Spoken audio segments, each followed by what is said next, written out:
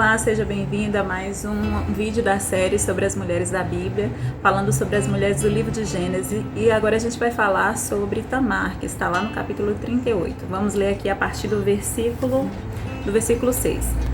Judá escolheu uma mulher chamada Tamar para seu filho mais velho, mas o Senhor reprovou a conduta perversa de filho mais velho de Judá, e por isso o matou. Então Judá disse a Onã: case-se com a mulher do seu irmão, cumpra suas obrigações de cunhado para com ela e dê uma descendência a seu irmão. Mas Onã sabia que a descendência não seria sua. Assim, toda vez que possuía a mulher do seu irmão, derramava o sêmen no chão, para evitar que seu irmão tivesse descendência. O Senhor reprovou o que ele fazia e por isso o matou também. Disse então Judá a sua nora Tamar: more como viúva na casa do seu pai, até que o meu filho Selá cresça, porque temia que ele viesse a morrer com seus irmãos. Assim Tamar foi morar na casa do pai. Nessa história sobre Tamar, na continuidade, a gente percebe que Judá tentou enganar Tamar, né? Porque ele tinha medo que o seu terceiro filho também morresse por conta do que os dois primeiros filhos dele morreu também. Só que a gente percebe que não foi por culpa de Tamar, mas sim pela conduta tanto de como de Onã diante do Senhor.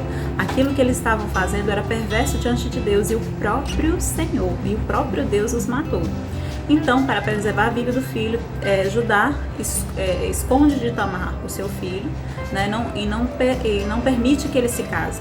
Com o passar do tempo, a gente vê da história que Tamar percebe que ela resolve então enganar o seu sogro, a Judá, e dormir com ele. Ela se veste como uma prostituta e dorme com ele, mas em sinal ela pede uma garantia para que ele venha fazer o pagamento. Só que quando ele vai fazer o pagamento, depois que consumou o ato com ela, eles não encontram mais a Tamar, porque afinal de contas ela não era prostituta. Alguns meses depois ela já tinha engravidado de Judá, e aí alguém vai e fala para ele: olha, a sua nora, ela não se guardou, ela está grávida. E ele vai lá, tenta matar a Tamar, mas ela entrega o selo e o bordão que ele tinha deixado como garantia de pagamento e diz assim: olha, o pai da criança é quem me deu esse selo e bordão. E lá no versículo 26 do capítulo 38 fala assim: Judá reconheceu os objetos, né, da garantia e diz: ela é mais justa do que eu, pois eu devia tê-la entregue ao meu filho Selá, e não voltou a ter relações com ela. Quando lhe chegou a época de dar à luz, havia gêmeos em seu ventre. Nessa história aqui de Tamar, a gente pode perceber uma mulher que tomou uma atitude diante de uma circunstância injusta, diante de algo que tinha sido feito para com ela. Afinal de contas, quando ela casou com e Onã, a conduta dos seus maridos é que desagradava ao Senhor, e o próprio Senhor levou a eles, matou-os. Ou seja, a Tamar estava no seu direito de esposa de casar com o filho mais novo de Judá, mas ele escondeu o filho. Ou seja, ela foi maltratada não só pelo sogro, mas pelos dois maridos anteriores, e ainda foi enganada pelo seu sogro, né, para que ela não viesse a casar novamente com o seu cunhado. Nessa época, a gente tem que entender que as mulheres que se casavam e não tinham filhos eram desprezadas pela sociedade, porque elas eram tidas como mulheres inférteis, mulheres não abençoadas por Deus, porque elas não tinham filhos. E Tamar, para sair dessa situação, vendo também que o seu sogro tinha enganado, ela resolve enganar também e acaba engravidando. E o Senhor, a gente vê a fidelidade do Senhor para com Tamar e o projeto que Deus tinha com a vida também, com a descendência de Judá, com a descendência de Jacó, de ter filhos. Ela tem 2 filhos, ela engravida e não só tem um filho, né? O Senhor, a gente percebe a fidelidade do Senhor nessas circunstâncias. A gente pode perceber que assim, ela poderia ter sido engravidado apenas um filho, mas o Senhor foi tão fiel, tão maravilhoso em sua vida, que deu a ela 2 filhos, né? E que vieram fazer parte também do povo de Israel, da descendência de Jacó, que faziam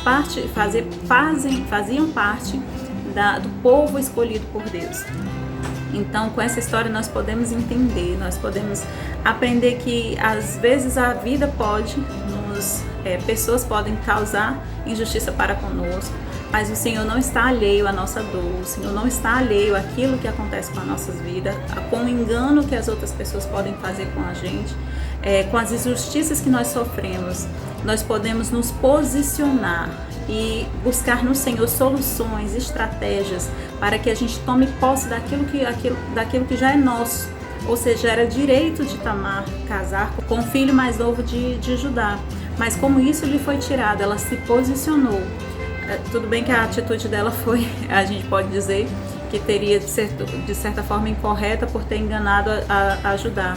Mas na atitude de desespero dela, de resolver a situação, a sua própria situação, ela acabou sendo abençoada pelo Senhor com 2 filhos, né? E gerou filhos descendentes de Judá, que já não tinha mais descendentes além do seu filho mais novo. Então nós podemos perceber que nós podemos confiar no Senhor, podemos pedir a Ele sabedoria para agir em circunstâncias que podem nos parecer adversas, mas que o Senhor nos dê uma saída para que nós possamos tomar posse daquilo que é direito nosso, aquilo que nós temos direito, que a gente possa se apossar definitivamente daquilo que Deus tem para nós. Então, como a história de Tamar, nós podemos orar e confiar que Deus vai intervir em nosso favor e vai nos dar frutos da nossa ação de fidelidade, de posicionamento diante dele.